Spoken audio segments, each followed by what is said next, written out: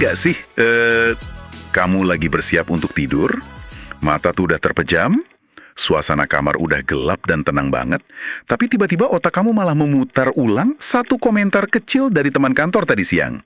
Atau mungkin sebuah pesan singkat yang kamu kirim ke seseorang, udah dibaca, centang biru, tapi belum dibalas berjam-jam, dan tiba-tiba kamu kepikiran semalaman, sampai dada terasa sesak, dan mata benar-benar menolak untuk tidur. Iya, klasik banget itu. Pasti hampir semua orang pernah ngalamin ya. Nah, bener kan? Kita semua pasti familiar banget sama momen overthinking kayak gitu.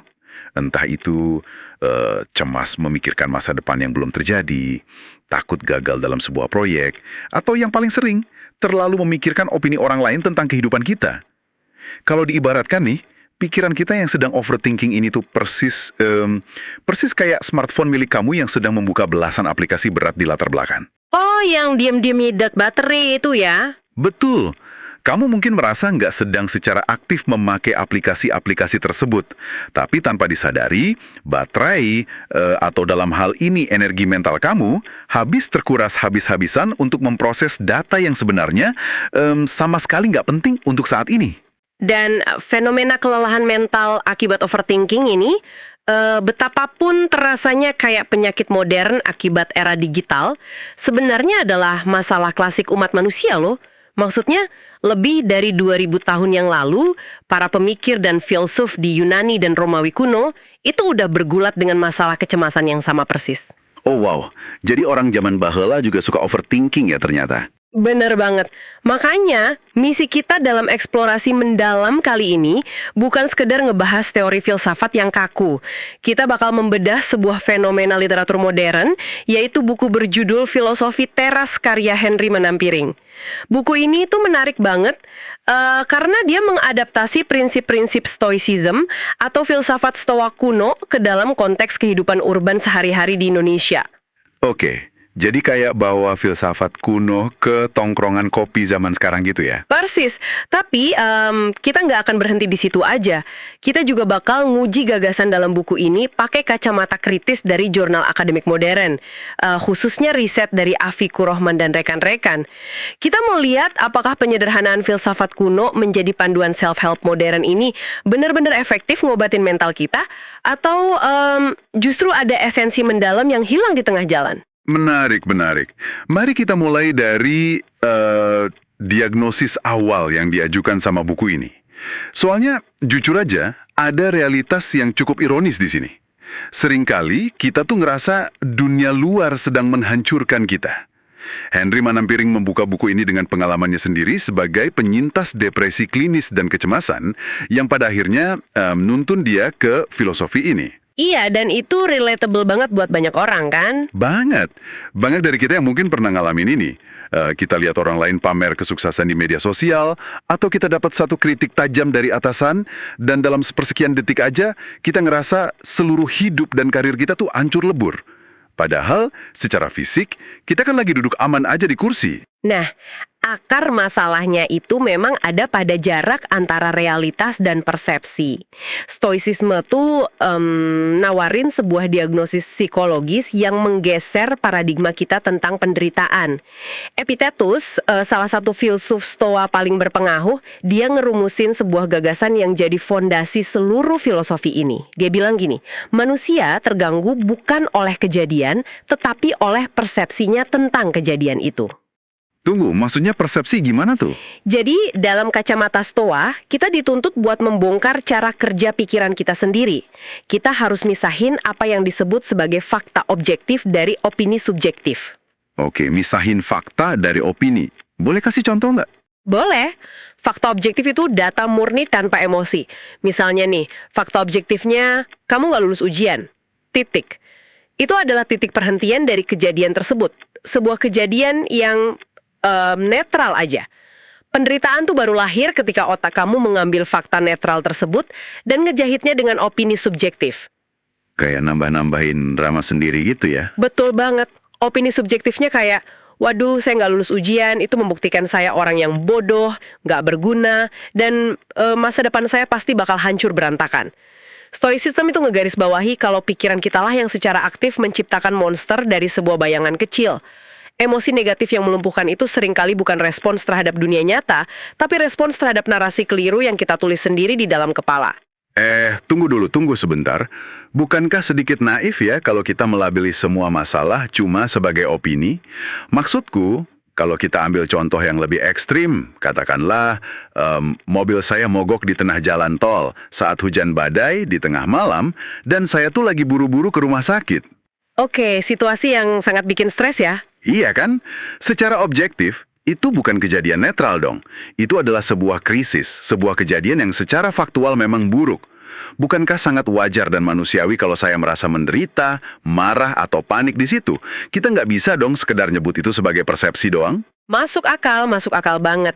Mari kita bedah situasi itu. Karena pembedaan antara kejadian fisik dan penderitaan psikologis itu justru jadi kunci di sini.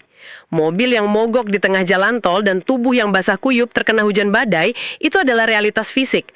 Stoicism nggak pernah menyangkal keberadaan rasa sakit fisik atau ketidaknyamanan situasi objektif. Hal itu nyata. Nah, terus di mana letak persepsinya? Letaknya ada pada penderitaan emosional tambahan yang menyertainya. Kayak memukul-mukul setir mobil, ngerasa alam semesta sedang mengutuk nasibmu, atau marah-marah pada cuaca yang jelas-jelas nggak peduli dengan kemarahanmu. Nah, itu konstruksi mental. Penderitaan ekstra itu yang bersifat opsional. Oh, jadi Stoa nggak nyuruh kita pura-pura bahagia pas lagi kena musibah ya? Tentu enggak. Filsafat Stoa nggak minta kamu untuk tersenyum bahagia dan bernyanyi saat mobil mogok di tengah hujan. Stoa cuma minta kamu untuk menghentikan pendarahan mental yang nggak perlu. Dengan nggak menyiram bensin emosional ke atas api kesulitan fisik, energi mental kamu tetap utuh. Bener juga ya. Kalau udah panik, biasanya malah nggak bisa mikir solusi. Tepat. Energi utuh itulah yang kamu butuhkan untuk berpikir jernih dan melakukan satu-satunya hal logis saat itu, yaitu mencari nomor telepon bengkel darurat atau sekedar mencari tempat berteduh. Jadi intinya kita tuh nggak menambah masalah baru ke atas masalah yang udah ada. Kalau penderitaan tambahan itu murni hasil ciptaan otak kita, pertanyaannya sekarang di mana kita harus menarik garis batasnya? Nah, disinilah filosofi teras memperkenalkan konsep yang mungkin paling terkenal dari stoicisme, yaitu dikotomi kendali. Sederhananya, hidup ini dibagi ke dalam dua kotak yang batasnya tuh nggak bisa ditawar. Kotak internal dan eksternal ya? Betul, kotak pertama adalah hal-hal yang bisa kita kendalikan secara mutlak. Ini sepenuhnya area internal, kayak pola pikir kita, tindakan fisik kita, usaha yang kita curahkan, dan bagaimana kita memilih untuk merespon suatu kejadian. Terus kotak kedua adalah hal-hal yang nggak bisa kita kendalikan, yang merupakan area eksternal, kayak opini atasan tentang presentasi kita, cuaca hari ini, kejadian di masa lalu, atau hasil akhir wawancara kerja. Termasuk fluktuasi ekonomi dan kemacetan jalanan ya? Pasti. Kalau dipikir-pikir nih, interaksi kita dengan kehidupan ini persis kayak saat kita lagi main video game. Saat memegang controller, kamu punya kuasa penuh atas tombol apa yang ditekan, kemana karakter mau menghindar, dan strategi apa yang kamu pilih. Itu adalah kendali internal. Tapi, sekuat apapun kamu menekan tombol sampai jempol sakit, kamu sama sekali nggak bisa mengendalikan kode algoritma game tersebut, probabilitas item yang muncul, atau seberapa mahir lawan yang kamu temui di server. Analogi yang pas banget. Dan semakin seorang pemain berteriak dan marah pada algoritma game, semakin dia kehilangan fokus dan ujung-ujungnya semakin cepat dia kalah. Tapi ya kenyataannya, kalau kita terus menggunakan kacamata modern, pembagian dua kotak hitam putih itu kadang terasa kurang presisi untuk realitas yang kompleks. Oh, ada area abu-abunya ya? Ada. Karena itulah pemikir dan psikolog modern kayak William B. Irvine menyempurnakan konsep dasar tersebut dengan ngenalin apa yang disebut sebagai trikotomi kendali. Dunia ini kan nggak selalu beroperasi secara biner. Di antara hal yang sepenuhnya bisa dikendalikan dan sama sekali nggak bisa dikendalikan, ada area ketiga. Area ini berisi hal-hal yang bisa kita pengaruhi, tetapi nggak bisa kita kendalikan sepenuhnya. Area abu-abu ini menarik banget. Berarti kita nggak sepenuhnya nggak berdaya terhadap hasil akhir dong? Sama sekali nggak. Ambil contoh ujian yang kita bahas sebelumnya. Persiapan kamu kayak belajar berjam-jam, menyusun ringkasan, tidur cukup, dan menjaga nutrisi, itu adalah ranah internal yang sepenuhnya ada dalam kendali kamu. Namun angka atau nilai akhir yang keluar di lembar pengumuman bukanlah milik kamu seutuhnya. Ada faktor eksternal di sana. Kayak mood dosennya pas lagi ngoreksi gitu ya. Iya, mungkin standar penilaian dosen tiba-tiba berubah atau soal yang keluar ternyata di luar kurikulum. Disinilah letak pergeseran targetnya. Trikotomi kendali mengajarkan kita untuk menginternalisasi tujuan. Tujuan kamu bukanlah mendapatkan nilai A, karena itu rentan terhadap faktor luar. Tujuan kamu harus diubah menjadi belajar dan menjawab sebaik mungkin sesuai kemampuanku. Berarti lebih fokus ke proses, bukan hasil akhirnya ya. Betul.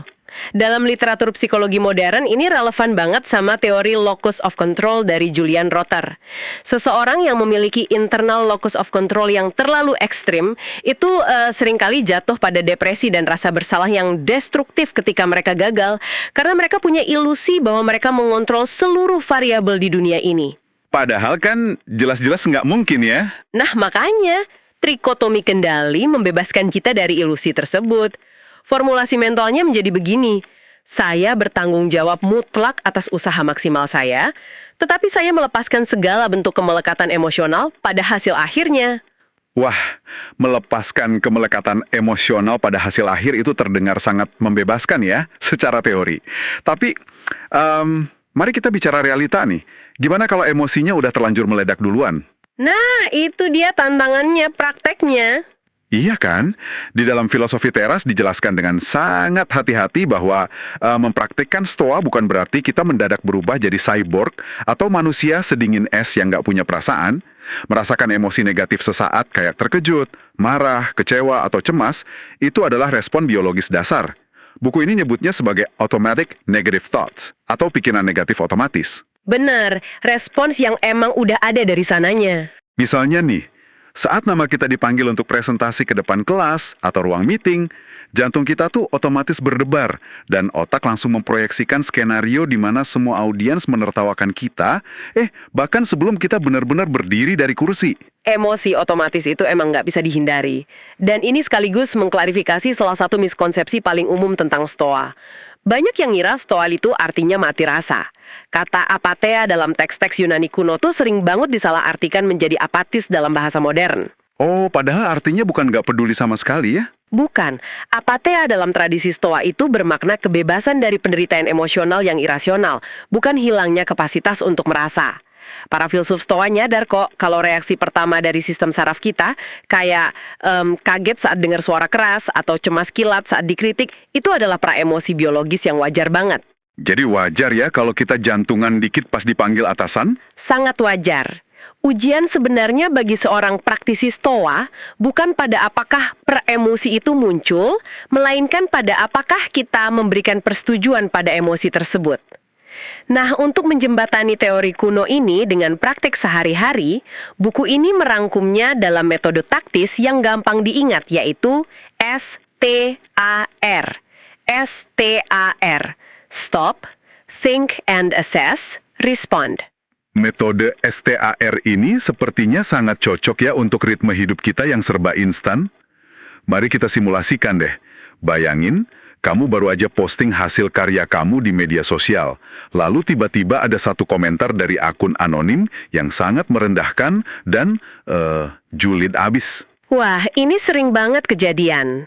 Langkah pertama adalah stop, berhenti. Tubuh kamu mungkin kerasa panas, telinga berdenging, tapi jangan biarkan jempol kamu langsung ngetik balasan. Beri jeda. Ibaratnya nih, kamu meneriakkan kata time out ke dalam otak kamu sendiri untuk memutus siklus emosi itu. Ngasih ruang bernapas ya, biar nggak reaktif. Benar. Langkah kedua, think and assess. Pada fase ini, kamu menganalisis situasi tersebut menggunakan logika murni. Kamu bertanya pada diri sendiri nih, apakah ketikan acak dari orang asing ini mengubah realitas tentang siapa diri saya? Apakah opini akun anonim ini berada di dalam kotak kendali saya? Jawabannya tentu enggak kan? Nggak sama sekali. Marah, melainkan dari rasionalitas. Mungkin tindakan paling logis dan menghemat energi adalah sekedar mengabaikannya, atau langsung memblokir akun tersebut dan kembali menikmati kopi kamu dengan tenang. Pendekatan STAR ini benar-benar menciptakan sebuah ruang pelindung antara stimulus dan respons. Tapi ya, ada satu metode lain dari tradisi Stoa yang diangkat dalam buku ini, yang bagi banyak orang modern justru terdengar sangat janggal dan paradoksal. Yang mana tuh? Metode tersebut adalah premeditatio malorum atau latihan secara sadar dan sengaja membayangkan skenario-skenario terburuk yang bisa terjadi di masa depan. Nah, ini nih. Ini konsep yang sering bikin saya mengernyitkan dahi. Bukankah menyeru seseorang untuk duduk tenang dan memikirkan segala macam bencana yang mungkin terjadi sebelum berangkat kerja, itu adalah definisi harafiah dari overthinking. Kelihatannya sih gitu ya. Iya dong, kita kan lagi berusaha lari dari kecemasan, tapi metode ini malah seolah-olah nyuruh kita berenang dan nyelam di dalam lautan kecemasan itu sendiri. Gimana ceritanya? Kebingungan itu sangat wajar, karena emang di permukaan keduanya terlihat mirip banget. Tetapi perbedaan mendasarnya ada pada niat dan tingkat kontrolnya. Overthinking itu adalah bentuk kecemasan pasif yang mengikat. Saat pikiran melantur ke skenario buruk, kamu merasa nggak berdaya, panik, dan akhirnya lumpuh nggak bisa ngambil keputusan apa-apa. Terus kalau premeditatio malorum ini bedanya apa? Sebaliknya, premeditatio malorum adalah bentuk persiapan mental yang sangat aktif dan rasional. Seneca pernah mengingatkan bahwa sebuah musibah akan menghancurkan dengan kekuatan paling mematikan bagi mereka yang hanya pernah mengharapkan keberuntungan. Mari kita lihat dari sudut pandang persiapan ya. Oke, silakan. Saat kamu berlatih premeditatio malorum, sebelum bepergian keluar kota, kamu secara metodis berpikir gini, penerbangan ini bisa aja dibatalkan, koper saya mungkin tertukar, dan saya mungkin bakal tersesat di stasiun. Dengan ngebayangin rintangan tersebut saat pikiran kamu lagi tenang, kamu bisa menyusun rencana cadangan. Kayak bawa payung sebelum hujan ya esensinya? Tepat. Kamu jadi bawa baju ganti di tas kabin dan nyimpen peta offline di ponsel. Dan yang paling krusial, jika hal buruk itu sungguh-sungguh terjadi, sistem saraf kamu nggak lagi terkejut. Kamu udah memprediksinya. Kamu udah mengakuinya sebagai kemungkinan alamiah. Jadi, ini tuh bukan soal nakut-nakutin diri sendiri ya, tapi lebih kayak vaksinasi mental. Kita secara sengaja menyuntikkan sedikit virus berupa bayangan kemungkinan buruk dalam dosis yang sangat kecil dan terkontrol supaya otak kita tuh sempat memproduksi antibodi mental. Wah, istilah vaksinasi mental itu brilian banget, pas banget analoginya. Iya kan? Jadinya ketika kejadian buruk yang sesungguhnya menyerang, sistem kekebalan emosi kita udah siap menghadapinya dan nggak langsung kolaps. Dan melihat siapa aja tokoh-tokoh historis yang mempraktikkan vaksinasi mental ini, konsep tersebut menjadi sangat masuk akal. Iya, tokoh-tokohnya bukan orang sembarangan. Benar, Henry Manampiring dalam bukunya nggak cuma ngasih teori, tapi mengenalkan kita pada manusia-manusia nyata di baliknya, yang latar belakangnya itu sangat bertolak belakang. Kita punya Marcus Aurelius, seorang kaisar Romawi yang menguasai setengah dari dunia yang diketahui saat itu. Dia nggak hidup enak-enakan di istana loh. Malah seringnya di medan perang ya. Betul, sebagian besar masa pemerintahannya dihabiskan di perkemahan militer yang berlumpur, ngadepin perang perbatasan tanpa henti, pengkhianatan politik, dan bahkan pandemi Antonine yang mematikan. Dalam kondisi yang penuh tekanan itu, dia nulis jurnal tiap malam, bukan buat dipublikasikan, tapi murni sebagai pengingat untuk menenangkan dirinya sendiri dan menjaga moralitasnya. Catatan itulah yang kini kita kenal sebagai buku legendaris, Meditations. Itu dari sisi kaisar, orang paling berkuasa. Ada juga yang dari sisi sebaliknya. Nah iya, di sisi lain spektrum sosial, ada Epictetus yang lahir sebagai seorang budak dengan kaki yang pincang akibat disiksa majikannya. Dan ada pula Seneca, seorang politisi papan atas, penasehat kaisar, dan salah satu orang terkaya di Roma yang malah rutin berlatih hidup miskin dengan tidur di lantai dan makan roti keras. Tujuannya agar kekayaannya nggak mendikte ketenangan batinnya. Heterogenitas tokoh-tokoh tersebut tuh ngebuktiin satu hal fundamental. Kerentanan manusia terhadap penderitaan mental itu menembus segala lapisan kelas sosial. Nggak peduli kamu memegang kekuasaan absolut sebagai kaisar, atau sama sekali nggak punya kebebasan fisik sebagai budak, kebutuhan akan jangkar ketenangan batin itu sama mendesaknya. Bener banget, penderitaan nggak milih-milih dompet ya ternyata. Sama sekali nggak. Nah, dari perjalanan para tokoh ini, kita dibawa kepada salah satu gagasan yang paling radikal yang diadopsi buku ini dari filsuf Jerman Friedrich Nietzsche, yakni amor fati, yang berarti mencintai takdir. Dalam literatur pembanding, ini sering banget disejajarkan sama konsep Wu Wei dalam filosofi Taoisme. Mencintai takdir. Bukannya itu agak susah ya diaplikasiin? Emang susah. Amor fati itu nuntut lebih dari sekedar menerima dengan pasrah atau menoleransi keadaan. Konsep ini adalah ajakan aktif untuk merangkul dan mencintai setiap rentetan peristiwa, termasuk penderitaan, kegagalan, dan tragedi, sebagai satu kesatuan utuh yang membentuk tatanan alam semesta. Karena pada akhirnya, semua itulah yang ngebentuk siapa diri kita hari ini. Kedengarannya luar biasa berat. Supaya konsep ini bisa lebih membumi untuk dipahami, mari kita pakai analogi keseharian aja deh. Katakanlah nih, kamu sedang jalan-jalan di pasar malam, lengah sedikit, dan tiba-tiba kamu sadar dompet kamu baru aja kecopetan. Uang bulanan lenyap tak bersisa. Bikin lemes dengkul pasti itu. Banget. Menerapkan amor fati itu bukan berarti kamu tiba-tiba tertawa bahagia, menari-nari, dan berterima kasih kepada si pencopet. Itu sih nggak rasional namanya. Tapi kamu menyadari bahwa hilangnya dompet itu adalah realitas yang udah tertulis di detik itu. Nggak ada mesin waktu untuk membatalkannya. Fakta yang nggak bisa diubah ya. Iya. Daripada menghabiskan sisa minggu itu dengan memaki nasib dan mengutuk alam semesta, kamu merangkul insiden tersebut dan mengubah bingkai narasinya. Kamu menganggap kerugian finansial itu sebagai semacam biaya pendaftaran dari sebuah kursus kilat kehidupan yang ngajarin kamu untuk jadi individu yang lebih waspada.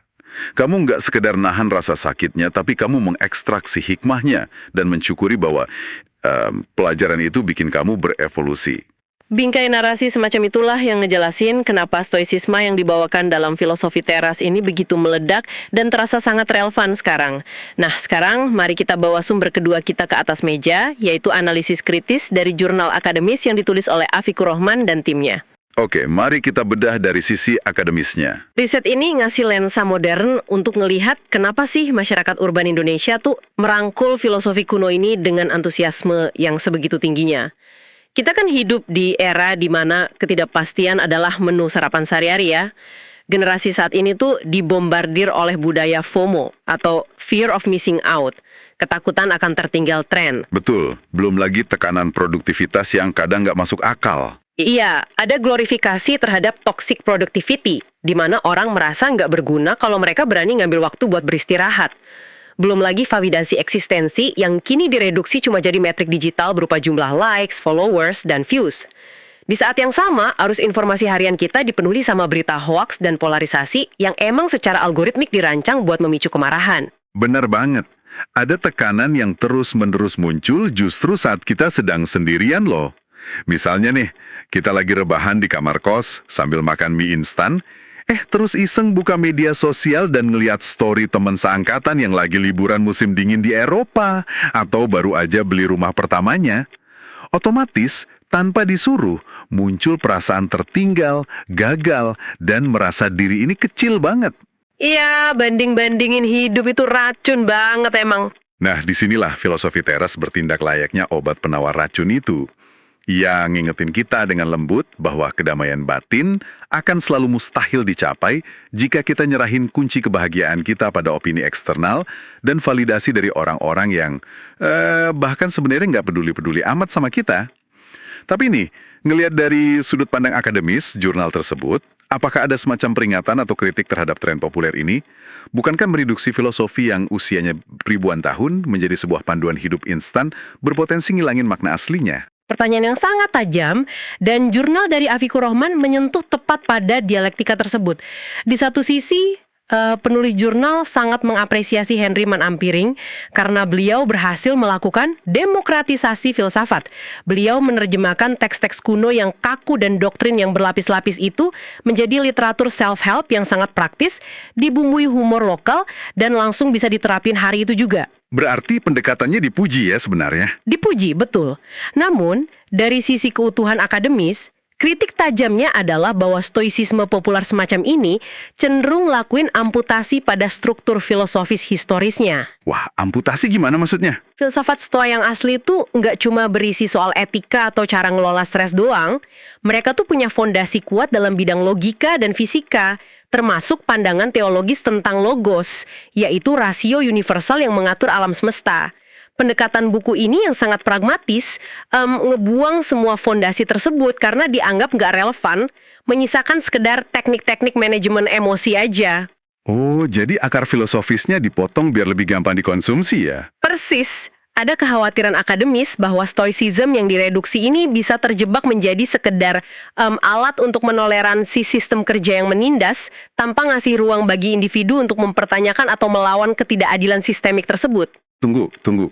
Kalau boleh jujur nih ya, sebagai orang awam yang setiap hari berurusan dengan deadline mepet, klien yang marah-marah nggak jelas, dan kemacetan jalanan Jakarta yang bikin gila, apakah hilangnya elemen logika dan fisika kosmik itu sungguh menjadi masalah? Kalau teknik praktis ini terbukti bisa nyelamatin kewarasan seorang karyawan yang nyaris burnout, bukankah perdebatan soal keutuhan filosofis historis itu terasa cuma kayak ego akademis belaka? Itu adalah pembelaan yang sangat-sangat masuk akal bagi masyarakat modern. Untuk mensintesis kedua sudut pandang ini, kita bisa memandang filosofi teras ibarat sebuah kotak P3K psikologis. Kotak pertolongan pertama ya? Betul. Ketika seseorang sedang ngalamin pendarahan mental akibat krisis hidup yang berat, mereka kan nggak butuh buku teks setebal 500 halaman tentang anatomi medis atau sejarah kedokteran Yunani. Mereka butuh plester, perban, dan obat merah yang bisa diakses cepat untuk menghentikan rasa sakit saat itu juga. Bener banget. Nggak mungkin kan lagi berdarah malah disuruh baca buku teori. Nah, penyederhanaan dari Henry Manampiring ini adalah plester pertolongan pertama yang luar biasa brilian. Namun pendengar dan pembaca tetap harus nyadari batasannya. Ini adalah gerbang awal bagi mereka yang suatu saat berhadapan dengan krisis eksistensial yang jauh lebih besar dan plester nggak lagi cukup. Mengeksplorasi literatur stoa klasik secara utuh akan sangat diperlukan untuk membangun bukan sekedar pertahanan reaktif, melainkan struktur karakter yang mengakar kuat. Plester pertolongan pertama itu gambaran yang sangat tepat.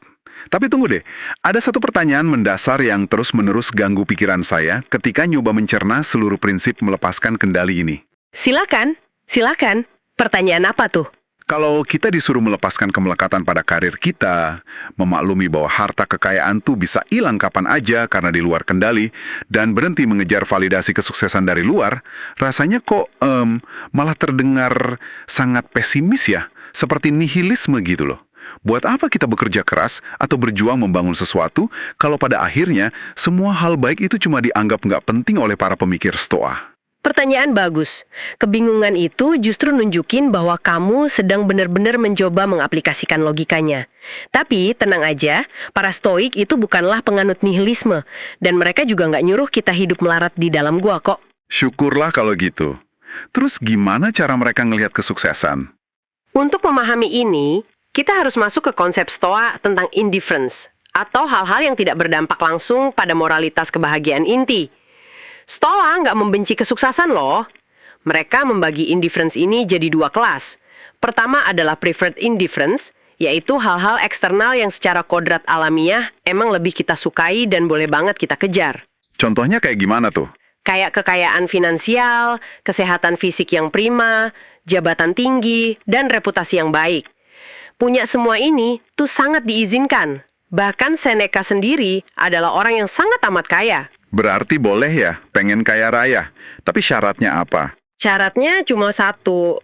Kamu nggak boleh membiarkan hal-hal itu mendefinisikan nilai dirimu, sehingga ketika suatu saat semuanya tiba-tiba direnggut, kamu nggak ikut hancur.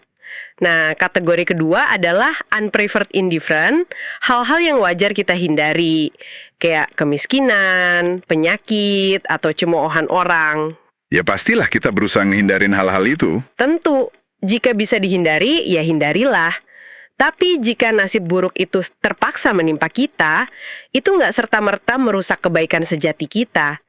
Bagi kaum stoa, kebaikan sejati yang jadi satu-satunya hal yang benar-benar ngasih nilai pada kehidupan hanyalah 4 kebajikan utama, yaitu kebijaksanaan untuk bertindak benar, keberanian untuk berdiri pada kebenaran, keadilan dalam memperlakukan sesama, dan pengendalian diri atas hasrat buas kita. Oh, jadi kalau kita lagi berada di titik terendah dalam hidup nih, misalnya rekening bank beneran kosong, terkena fitnah, atau dipecat dari pekerjaan yang kita cintai banget, semua rentetan nasib buruk itu hanyalah sekumpulan unpreferred indifferent ya? Betul sekali.